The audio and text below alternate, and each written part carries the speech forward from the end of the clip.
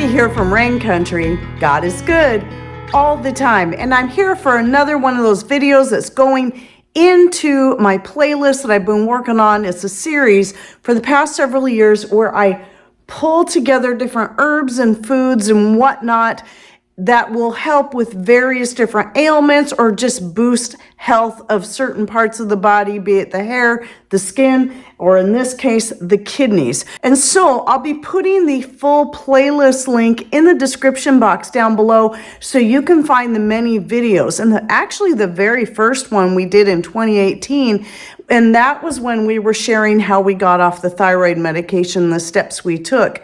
And at that point we had been off of the medication for 6 years when we shot that video, but I had compiled a list and have since typed it up and put it in a link under that video, which is what I try to do with all of these. So I'll be doing the same thing here, putting all the things I mentioned here and any more if I happen to think of it later, putting them in a list that you can print off or copy and paste. So that link to that will also be in the description box down below. So don't forget to click on the word more somewhere down here below the screen, and that will open that up so you can find all that information.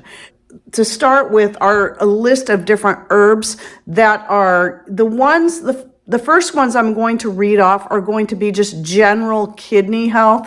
And really a lot of them are going to be very similar to the things that you're going to use to help with your liver because they have similar functions, the liver and the kidneys. And then the other part of this herbal list are the ones that are more specific at helping to break up or prevent kidney stones. So let's get started on this list. I'm just going to read it off. And remember, you don't have to take notes. You can just go to the link and then copy and paste into whatever document or screenshot it if you'd like.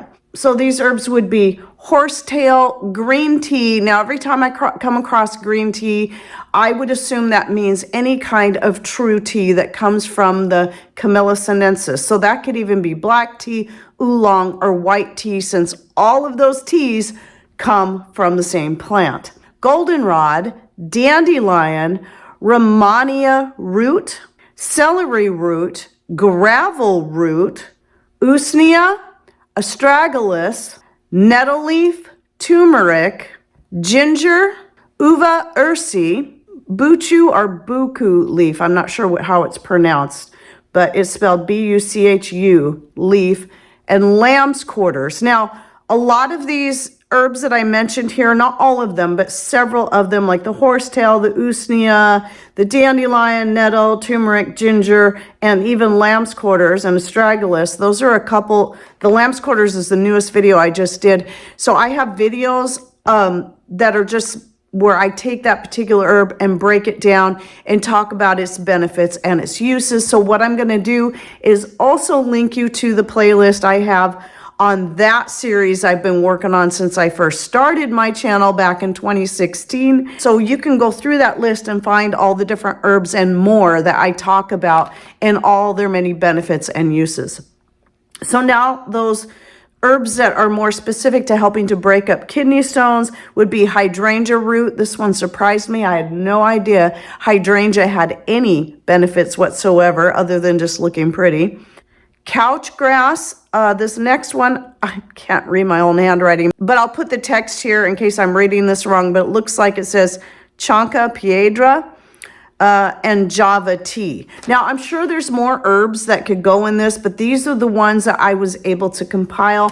It wasn't, I couldn't find as many for this particular thing as I have for many other ones that I've done, even the liver. But again, I would assume that a lot of the same herbs that you can use to help cleanse your liver and keep it healthy would apply. So I do have a video on liver health.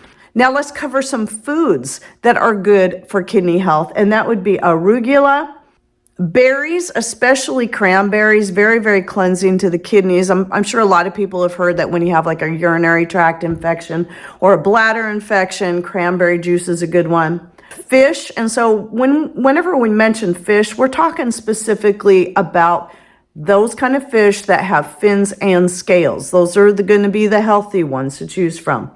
Red bell peppers, red grapes, garlic, buckwheat, olive oil, bulgur, and cabbage. And I would assume, I thought it was interesting that they said specifically red bell pepper and red grapes. So I would think red cabbage, or, you know, purple in color, would probably be the best out of the cabbages in this case. Typically, the more color your vegetable has, the more nutrients, and especially the more purple or blue in color they are, the higher they are in antioxidants. That's just basic general rule of thumb. So also onions, and again, I would think red onions would be a good option.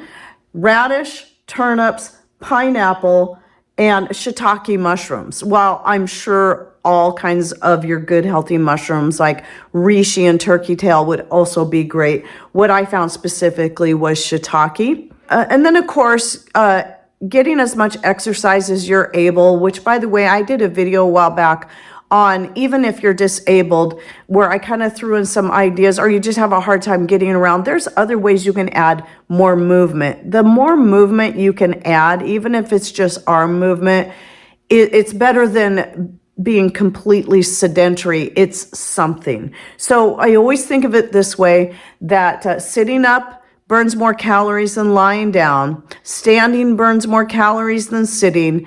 Walking burns more calories than standing, and running burns more calories than walking. So that's just a standard thing. So if you can't even stand because maybe you're wheelchair bound, there's still things that you can do. There's still movements you can do that can help get you a little bit of exercise and raise the heart rate to help make you healthier. So there's plenty you can do. But anyway, I'll make sure I link to that video down below on ways to add more movement to your day. Regardless of whether or not you're wheelchair bound or you're healthy and active, there's always ways. Sometimes it's just a matter of being so busy. So how can you add movement and still keep up on all your activities without having to run to the gym and waste money there?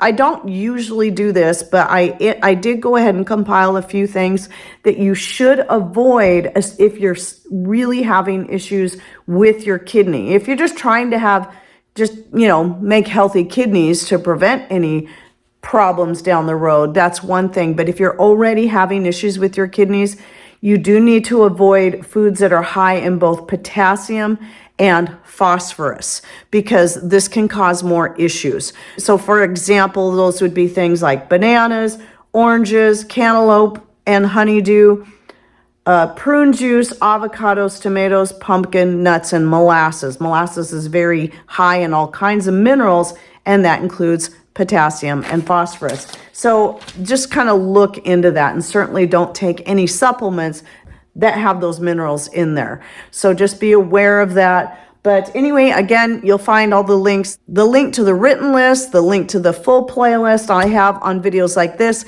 plus the link to the benefits of herbs and more that I'll be putting all in the description box down below, and any thoughts, ideas, suggestions, things that you would add to the list if you were to type this out, please put those in comments down below so people can read that, and just when they copy my list, they can go ahead and add that in there, and if I think about, I'll try to go add it to the written list myself. All right, well, I hope you enjoyed this video. Thanks for watching. Take care, and God bless.